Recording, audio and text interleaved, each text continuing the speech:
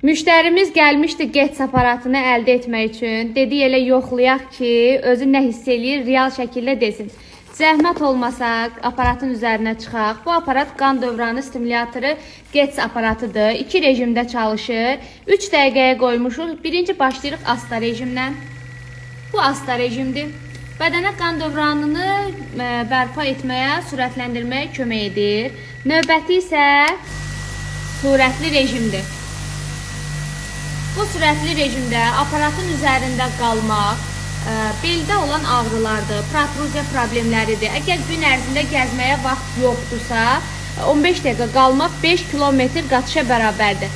Müştərimizdən bilmək istəyərdim, bax, ilkin elə 10-15 saniyə aparatın üzərində dayanmaq sizə nə hiss elətdirir? Ayaq barmaqlarının ilk baxmaq kimi qan dövranının işlədiyini təmiz olaraq hiss edirəm. Belindəki ağrıları da asta-asta azaldığını hiss edirəm.